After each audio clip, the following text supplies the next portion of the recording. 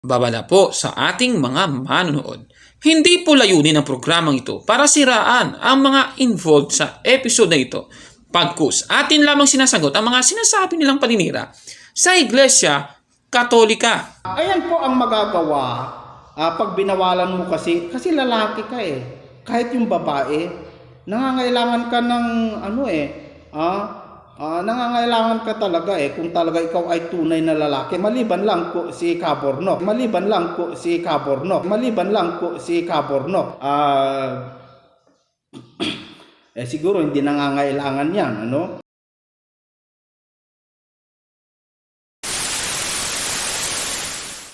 Kasi lalaki ka eh. Nangangailangan ka ng nangangailangan ka talaga eh kung talaga ikaw ay tunay na lalaki. Maliban lang po si Kabornok. Maliban lang po si Kabornok. Maliban lang po si Kabornok. Pinaghilamos ko yung sariling ihi. Pinaghilamos ko yung sariling ihi.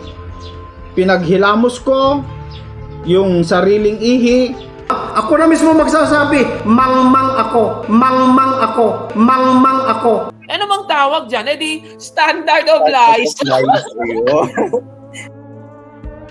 Sa puntong ito ng ating programa, kung hindi ka pa nakasubscribe, pakiclick po ng subscribe button at ang notification bell para updated po tayo sa ating mga susunod na videos.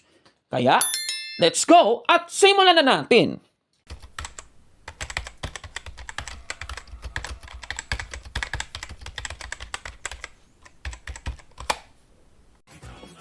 Ngayon, Brother Gabriel, meron pa siyang isang pahayag sa atin noon eh. Brother Gabriel, naalala ko eh. Ito, panoorin natin. Panoorin natin. Pag binawalan mo kasi lalaki ka eh. Kahit yung babae, nangangailangan ka ng nangangailangan ka talaga eh kung talaga ikaw ay tunay na lalaki. Maliban lang po si Kabornok. Maliban lang po si Kabornok. Maliban lang po si Kabornok. Siguro hindi nangangailangan yan, ano? Diba? Grabe yung kanyang mga pahayag na yan, Brother Gabriel. Wala daw tayong kaligayahan ng pagkalalaki. Grabe, yan ang pangangaral, Brother Gabriel, na talagang palpak, ano? Ano bang sabi ng Biblia, kapatid na Gabriel, doon sa mga ngaral na yung tawag ng laman ng kanyang inasikaso? Basahin natin dito po sa Galatia 5:17. Pakibasa, kapatid na Gabriel.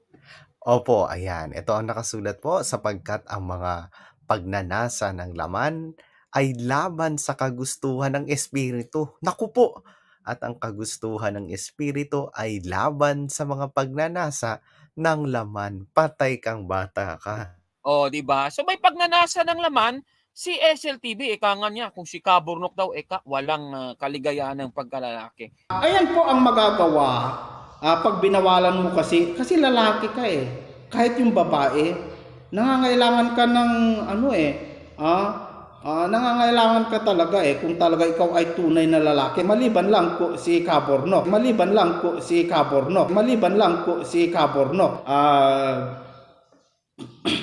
Siguro hindi nangangailangan yan, ano? Di ikaw nga talaga yung hindi sa Diyos, SLTV. Di ba? Nasa Biblia yan, klarong-klaro yan, no? Swak na swak, parang basket. Basket eh. Swak na swak, kumbaga sa basket. Swak na swak, kumbaga sa basket. Swak na swak, kumbaga sa basket.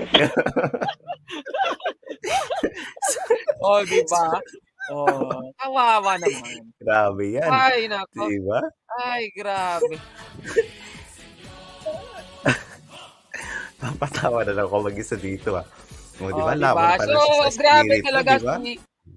wala talaga sa kanyang banal na Espiritu Santo kasi iba-iba yung kanyang mga ginagawa, kapatid na Gabriel. Diba? Meron nga, siguro, Brother Gabriel, sa tingin mo, bakit kaya si SLTV, kapatid ng Gabriel, hindi siya, nating nalaman na ayaw niyang magdebate, gano'n, talagang ayaw niya talaga yon. At yung kanyang hinahamon kay Kabornok, kapatid ng Gabriel, yung paghilamos ng ihi, kung ano-anong hamon yung ibigay sa atin. Kung gusto ni Kabornok patunayan Eh, subukan mo, Kaburnok.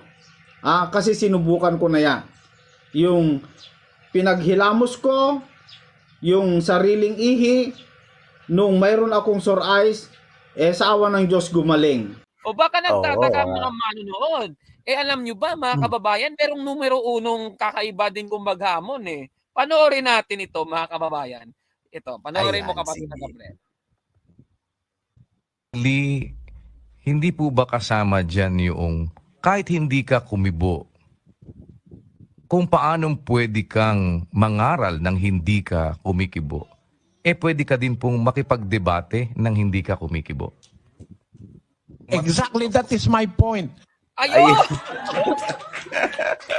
Pakinggan ko. Di ba? Exactly, that's my point. Di ba? Yeah. Yan pala yun. Ngayon alam na Diba? natin, Brother Gabriel, bakit takot si Oo. SLTV? Dahil meron palang debating walang kibuan, hindi pala kumikibo si Ayun. SLTV eh. Oo. Yun Nangangaral pala. lang walang kibo. Pero meron din Ayun. palang debating walang kibo, ng kibuan. Ayan. Ayun. Meron palang debating walang kibo. At saka meron pang isa yung hindi nga natin nakuha pa yung video yung ano ba yung isang yun? Ayun, Yung may kainan. Oo, ayunong may kainan. Ang nakuha ko lang, Brother Gabriel, ito, ipakita ko sa inyo ha. Ayan. Diba? Sabi ni Cristo, sino may sabi? Pwede na daw kumain ang ayan sino 'yon? Ang sugo daw ng Diablo. Ayan yan nakita na natin sa internet yan ha. Yung kasi si Cristo dito, siguro na-tempt siguro. Nag-aayuno siya eh. Nag-aayuno siya diyan eh. Meron palang ayunong may kainan eh. 'Di ba? Oo, nga di tayo na-inform, kumain pala ang Panginoong Jesucristo. Sabi kasi sa Biblia, uminom lang di ba? Oo. Ganun po kakaiba talaga itong mga taga-MCGI, mga kababayan. Diba? So ngayon, meron ng debating walang kibuan. Ulitin nga natin, Brother Gabriel, itong nakakatawa talaga. Hindi po ba kasama dyan yung kahit hindi ka kumibo, kung paanong pwede kang mangaral ng hindi ka kumikibo, pwede ka din pong makipagdebate ng hindi ka kumikibo. Exactly, that is my point. Ayun. Ayun. So, yun po sila kaganda, no? Yun pala yung rason kung bakit takot si SLTV. Ayaw niyang magdebate kasi nga, yung kanyang leader, sinasabi, huwag magdebate. Dapat walang kibuan daw. Oo, di ba? Debate. Yung debate, walang kibuan. Tapos yung ayuno, may kainan. May kainan. Ayan. Oo. Pati pangangaral din na walang kibuan. Pwede rin palang mangaral walang kibuan. Yun nga lang, Kaburnok. Hindi magawa ni Esil yun. Kailangan kanyang itapik para may manood sa kanya. Di ba? Oo nga eh. Oo, tapos grabe pa kung manira sa Iglesia Katolika. Oo, di ba? Mga Katolik yung trip na trip niyan eh. Oo, ang tindi naman ng kanyang pagmumuka. Pinaghilamos niya yan gamit yung ihi niya. Sinubukan ko na yan.